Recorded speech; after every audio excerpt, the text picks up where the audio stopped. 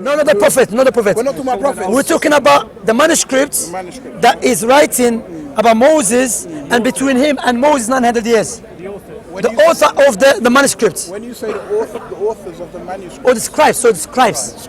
The scribes, let's make clear. The scribes. Okay. If we don't know the scribes of the manuscript, can we trust them? Can we trust the manuscript? Well, listen, I mean, I don't base my trust on that. Me personally, I don't base my trust on that. You do? Like, no, wait a minute. I'm gonna read this book now, yeah. Yeah. I can see that it's been written by someone. Yeah. It's a clear author. Yeah. Obviously, yeah, I can maybe do my research on that. You can contact him. You can, yeah. I can do all those things. That's what I'm saying. You found out this man was an untrustworthy, complete liar. What would you think of this book? I'll read it first, and I'll see whether I'll compare it with my own personal principles. Yes. But what if you found out that the man who wrote this book was untrustworthy, a complete liar, according to a sinner? According to someone. According to your standard. Who can call another man a sinner? No, according to your standard. No. I think you're being a bit. No, but it's important to abstract here. Okay. He's a being womanizer. He's an adulterer. He drinks alcohol. He lies. He abuses children. You name it. You found out that. What would you do with this book? I know what the generic PC answer is supposed to be. But what I'm trying to say is that in order for you to dismiss a work, you have to read it. It's just like me, before I can even say a word about the Quran, I have to read it. Yes, verify it. I can't talk about it. No, but I can't say yay or nay on one. Osman. No, but so is what I'm saying. Is what I'm saying not correct? No, the point where we're trying to establish that, okay, now you say I'm gonna verify it, yeah? But can you make sure, like, okay, how can you be so sure those words is being said by Moses if we don't know the author? How do you know the author never lied about Moses and he said Moses said this and Moses never said that? It's a good point. I mean, there's no way of truly you truly verifying that Moses wrote that. There's no way of you truly verifying that Moses wrote anything. Okay, that's what I'm saying. So there's no way. So no, but there is a way. In Islam we have that. Something called isnad. It's established for the Old Testament. That's what my brother's trying to say. So you're saying there is a way? There is a way, and it doesn't apply to the Old Testament. It doesn't apply to Old Testament, and the New Testament doesn't apply none of them. Exactly. Right. So when you say there is a way, you're saying there is a way of verifying the news. The news. Yes. So we're talking about. And the Old Testament doesn't fulfill it. Wait. One at a time. I just want to make it clear. Sorry. It's too heavy. No, it's not too heavy. Go on, I just want to make it clear. Okay, go on. When two people are talking, go on. that's how messages get muddled up. Okay, go you on. might have a different opinion to No, we're coming from same thing. Completely same thing. It's important. It's important that I get it from Shamsi or get it from you. Okay, and if you're saying that there is a way to verify that, what is that way to verify it? Is that how you? Okay, that's a good question. That's why one of the Islamic scholars said that which we have, no nations had it before us. Which is in Islam, before, for example, Osman is going to tell me, you know what, I met Brother Wasim. Now what I have to do before I take any narrations from you, I have to do investigation, deep investigation, especially something related to God. So what is it? Salvation. Are you trustworthy, truthful, honest? How I'm going to do? Verify. Looking up, asking about you. Asking people about you, doing investigation, and the other question will come: do you have a strong memory? Maybe you have a weak memory that you forget a lot. Okay, so then I ask the question: which year were you born? Which year was he born? And verify because from the Islamic sources they used to write the authors and their biographies, their names, and who they study under to make sure nothing is missing. So I'm saying, so which called al-isnad, chain of narration. For example, we have Imam Ahmad ibn Hanbal. Imam ibn Hanbal is a Muslim scholar who collects hadith. How he collects? One of the narration he took from Imam Shafi'i. Like for example, Imam Shafi'i, who's Imam Shafi'i? Muhammad ibn Idris al-Shafi'i. He was born in Mecca, traveled to Yemen. He was known by the Muslim scholars to be trustworthy, truthful, honest person. They verified him, they test him to see if he's lying or not. Then who's after him? Before him, Imam Malik ibn Anas, okay, from Medina. They verify him. Then who? Nafi'. Then Nafi', Abdullah ibn Umar ibn al-Khattab. Who is Abdullah ibn Umar al-Khattab? Is the companion of the Prophet Muhammad sallallahu alaihi wasallam. So to make sure that this person, what he's saying, It goes back to Prophet Muhammad ﷺ, but that is not enough. Say Prophet ﷺ, no, we have to verify it. Then what they do, they go verify with other narrators. So it's not that easy. That's why when it comes to this science, the Muslim scholars from the early time, they clocked on, okay, the reason Christians got messed up and Judaism got messed up because they never had this method of name your man. Who you? You just say Prophet Muhammad said because you lived around Prophet Muhammad's time, or because you came 50 years after Prophet Muhammad. No, we have to verify it. I see. So I'm saying, and you know, sorry, we have books. Literally, maybe one day you can take my number, invite to my house. Literally, there is one of the books which called Sir Alam al-Nubala, is 40 volumes. Do you know what it's about? Prophet Muhammad's companions. They name their biography, who they study, of course, Prophet their students and their students. We have another book called Al-Kamil, just was written to make sure nothing is missing. For example, a man, at the time, Imam Ahmad, one of the Muslim scholars, he used to say, I've heard a hadith of Prophet Muhammad through someone called Sufyan ibn Masruq al-Thawri. So Imam Ahmad said, let us, before we take anything from him, test him. So one guy, he said to him, Sufyan al-Thawri, who you claim to be your teacher, was a blind man, correct? The man said, yeah, he was a blind man. Imam Hassan is a liar because Imam Ahmed met Sufyan Thawri. That was because met Sufyan Thawri, he was not blind man. So therefore, because of that little lie, which people think, he just lied. They said, you know what, don't take narration from him. Because narration that is claiming, it goes back to Prophet Muhammad. If this man is just lying about normal things, so we should be very cautious about the statement of Prophet Muhammad. Where was that recorded? That was recorded in his time. Ahmad's time. Even now we have manuscript of Hammam ibn Munabbih. Who is Hammam ibn Munabbih? Is a student of Abu Huraira, Abdul Rahman ibn Sakhr. Naam, Abdul Rahman ibn Sakhr is a Prophet Muhammad's disciple. Basically, manuscript says, Hammam ibn Munabbih saying, Abu Huraira said, Prophet Muhammad said. And what they did, they got it and they verified it with the other books, which they narrate Muslim. Okay. You see, when it comes to Islam, before we take any narration, we go deeper. We're not going to just take it because manuscript you found in the cave. Don't worry who wrote it. Just Jesus said we have to accept it. No. I think it's funny when you say that. It's just funny when you say that. Listen. All, even the things that they found in the caves. Listen, before I can. Because that's what's happening now. No, but sure. Yeah. And I take that. Listen, empires are built on top of empires. Yeah. That's true. So things are going to be buried. Yeah. Discoveries are going to be found, and it's going to be found when, it's time to be found. But what I'm saying is that that's fine. You have a way of verifying, and that's good. Because back there was no recording. No, and you know what I mean? There was no camera. That's very good, and that's very good. But my question is this: before, did you have to go through all of that research and all of that verification before you knew that the Quran was true? It was already done. No, wait. What do you mean, like? What do you mean, like? I had to do? Yeah. So it's you, Shamsi. Yeah. When you first read the Quran. Yeah. You said the Quran is a true book.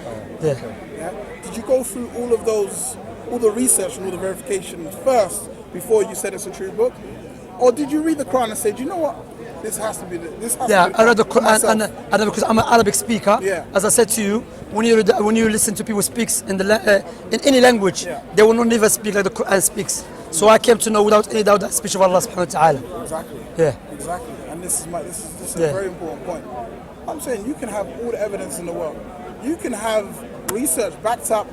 It's good it's there. I think it's very important it's there. And I think if you're going to come from a historic or even an academic background, you have to have that. You have to back up what you say. What I'm saying, there's something more powerful than all that. There's something more powerful than all that. You said yourself, when you studied and when you heard it, when you heard it, you felt that it was true to yourself.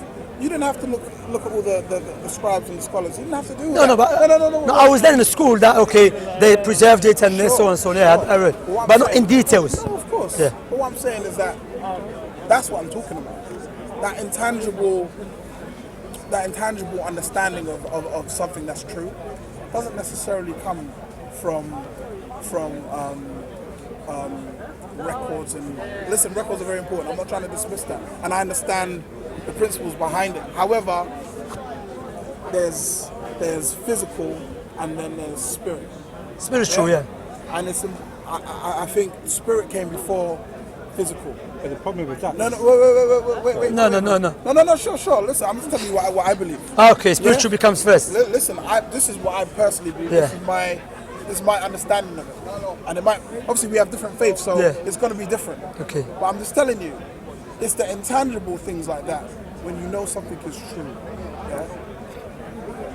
That's something in itself, independent from I've done the research and I've verified it. It's different. It's different. So you've come to that knowledge of the Quran through that method. Yeah? But you've also found that, listen, I have the backup and I have the research, Yeah. I have the records. Do you know what I'm saying? Yeah, yeah. So I think it's important, I think it's important to delve a little deeper into that side of things. Because, Deeper in what way? well, Of the, It's a spiritual acknowledgement, that's true. yeah, There's major problems with it. yeah, spiritual because. now listen. Osman, you know when spiritual, I couldn't go out there and say believe in the Quran because I've read it. No, sure. Yeah. And I know what holes you're talking about, but it's important to know that it exists and it's there. Now, further to your point, in terms of holes, when you look at logic, you look at intellects. You know, logic changes. Your intellect. Someone can have. No, I have to stop Okay, with this. Logic doesn't change. Let me. Why is logic? Why is rational doesn't change? Why is rational? What I'm saying, rational is a point of view. No, what is established rational? Like for example, When you is say, it rational? when you say No, no, how many minutes? No, rational, for example, no, but I Osman. didn't get to finish my Okay, point. sorry, go on, sorry. And I Yeah. think it's important to, Yeah. you know, when you try to rely on your own intelligence and your own rationality and your own logic, sometimes you can be wrong. That's not without any doubt, But yes. that's what I'm saying. That's Yes. all I'm saying. But we don't. Sometimes you can We have to wrong. be moderate. However, We don't accept it straight away, and we don't say yes or no. We say yes. Sometimes if you solely base your faith on intellect by itself, that will not help you because why you think. But remember, God gave us intellect to utilize it. Because some people they go too extreme with their intellect, they want to judge God by their intellect, and that is a problem. That is a problem. Yeah. And I think it's important to determine how much you rely on that way of verifying things. And like trying to say, well, using my intellect, I think that this according to my intellect, because your intellect and your logic can be wrong. It's not perfect. But sometimes certain things now- clearly go wrong. No, sure. Now, so the point I'm trying to make, Yeah. because that's what I'm just trying to get to. Yeah. I'm not going to dismiss a man's work based on what someone else has told me. That's true. You study. Yeah? No, wait. I'm not going to dismiss another man's work based on what someone else. It's important for No, me but it to- depends on the person as well. I agree. That's what I'm saying. If someone trustworthy, truthful, honest person, Yeah. and you know him for years, Yes, I yeah. have to make that determination for myself. I have Yeah. to say, listen, I met Shamsi and he robbed me. Yeah. So I know Shamsi is. Yeah. We have different principles. Of course. Rather than someone else saying, I saw Shamsi do this, and do you know what I'm saying? Yeah. It's important to know it for yourself. That's when you can truly say, listen, I know that this is true because I've had that experience. Yeah, of course, because Allah and said- I've come to that determination. Allah- So what I'm saying is that when you're reading scriptures, you're not using Using what? You're not using an intellectual understanding. You're reading. No, you're using it. You are. You use it The because Allah. Prophet came to appeal to your intellect as well as your Yeah. No, of course. Yeah. That's true. Because When Allah. Jesus came, why did he bring these signs? Yeah. To read in itself is using your intellect. Yeah, it is using your intellect. No, you have to. Because why? Allah always address us to use our intellect. Absolutely. It's very important. I think it's very important. Too. Yeah. And I'm not dismissing that. What I'm saying, when you solely use your intellect to be your No one's saying we're solely using it. Yeah. No. Listen, I'm not making an accusation. You're just generally speaking. Generally speaking, generally. And it's important that we don't feel that we're accusing one another. No, it's important. Generally to do that. speaking. Okay, go on. Yeah. We need to be able to discuss these Yeah. things and to truly let's pray Maghrib, yeah. believe what we're saying. Yeah. But yeah, man, it's very interesting. But what we tell you, Osman, like again, what I'm saying that you want to believe in God and you should worship God. You know that already. I know that. I'm saying that you should not be relying on a book that we don't know who wrote it, and none of them claim to be inspired by God. Because I understand, even this book example, maybe he's speaking about some things. But imagine in this book he says, God told me to do this, or God said, do this and that, without any reference, as his authority. then you have to see, hold a minute, I don't even know who's this guy. Yes. He can be the biggest liar. I So agree. that's why, you know what? I agree. That's why you have to verify. That's what Allah subhanahu wa ta'ala said. Use your intellect, use your brains. In the same No, way no, you said I you agree. shouldn't rely solely on the intellect, you shouldn't rely solely on this. Spiritual Yes. things. Spiritual thing. Yeah. No, Because the Hindus go to extreme No, and no. they rely on spiritual thing I heard and you they leave the speak- I intellect. heard you speaking earlier about feelings. Just Yeah, about yeah. feelings. Yeah. Listen, I'm not talking about feelings. Feelings are also given to you by God. Like it's Of course, but it's subjective. No, well, listen. And the The devil can influence your feelings. Yeah, it can influence your feelings. Your feelings are yours. Yeah, feelings are yours. If you want to bite on an influence, it's up to you. It's just like someone does something wrong. Devil can deceive, yes? You agree? Oh, 100. That's what I'm talking about. That's what I'm talking about. It's like if you make the decision to kill someone, you did it. You can't say, "Oh, well, the devil made me do it." Not You made did you, it. but He influenced influence you, yes. And it's up to you. Because if that's you true. wanna- If you want to choose. To do it or not. do it or Yeah, not. because on the day of resurrection, Allah mentioned that on the day of resurrection, Satan will say, I just called you out and you Yes. respond to my call. Yes. I never forced you. Yeah. It's true. So, but he can influence you. So what I want to do, I want to summarize it because we're going to pray Maghrib Yeah. and come back. Summarize the points here, what we're saying. That we're saying, look, and I'm very happy I spoke to you, to be honest, because Allah, like you said, it's good to have beneficial discussions. Yeah. No useless discussion, accusing one another, insulting. I'm saying, look, when you look to Islam, Christianity, look, you are basing, not you, I'm generally speaking, Yeah. like you said, we don't want to feel like basing our belief on a book that we don't know who wrote them. And in a books that we don't know if the writers never claim to be inspired by God, and they're speaking about God. They're claiming Jesus to be Son of God. Is the case? Did Jesus really said that? The other thing when you look to Islam, subhanAllah, how the Quran was preserved and how the Quran was passed down to us, and the method that the Muslim scholars in the earliest time utilized to make sure there's nothing being added to the Quran or added to prophetic tradition is so perfect. Also, sorry, I think I'm speaking. No. Sorry. These bugs, these like mosquitoes, like. You know, we love them. Let's big mosquitoes here, to be honest. Trees, innit? Let's bigger than this. So when you look to Prophet Muhammad sallallahu alaihi wasallam, also how he was a prophet of God. Let me ask you this one before I go. Do you accept Muhammad as a true prophet? It's just what do I know about Muhammad? All I know about Muhammad is contained in the Quran and in the Hadiths. Yeah. I haven't read them, so I can't say. But in the position of your beliefs that you're upon now, do you acknowledge there's a possibility he's a true prophet or not? I believe that God calls prophets. I believe that God calls prophets and sends prophets. So you haven't dismissed him as a false prophet? I haven't dismissed. That's why I said you want to study more about him. I think it's important. I think it's important. No, Any good man who answer, makes a claim to say, "Listen, I've come from God. Here's His message. I need to read His work first." Yeah. But remember, I said to you, I mentioned some good points about him. That it was established, even I quote Bernard Shaw and one of the historians, non-Muslims, that he was known to be a good man, a wonderful man. Also, he was known to prophesy. Which look. You see? See That's what I was that's a feeling. big one though. So also, it was known to come with the miracles like the Quran. It has been memorized by 100 million of people who not speak the language of the book. And Allah mentioned that in the Quran 1400 years ago. That is so amazing. Also, the prophecy about him in the Old Testament, Isaiah. In Isaiah, speaking about prophet that coming to glorify the Lord. He was coming from Kedah. No, sure. Listen, the thing about Isaiah. Isaiah. You have a phone. Do you have a phone? In my Take my number. In my belief, Isaiah is a very, very huge prophet. Yeah. So, Isaiah. for you to even reference Isaiah, Yeah. I mean, it shows that there's a shared connection somewhere. Yeah, there- Obviously, Ishmael and Isaac, we know There were that three there is distinct definitely. prophecies, weren't there? You had the Messiah, Isaiah, and the prophet. Yeah? You acknowledge that, yeah? Acknowledge the Messiah. The Jews were expecting three distinct prophecies. Right. Messiah, Isaiah, and the prophet. Messiah. So who's the side to you? Isaiah is Isaiah. Isaiah, I mean. Yeah. Isaiah. Sorry. Isaiah. Okay. That's true, because when they saw Jesus said, "Who you are? You the prophet, or you are this?" So they shows you that they were expecting the prophet to come. No. Yeah.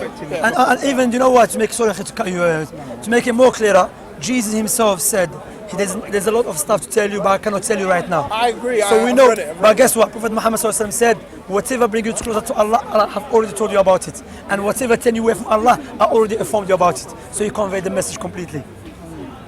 You see what I'm saying? So study about him, take my number, it's take my number. interesting, I really have to go. Type it in, don't say hello. Yeah. No, say it loud. 999. Emergency call. Call them. Shamsi, please. 397131. You too.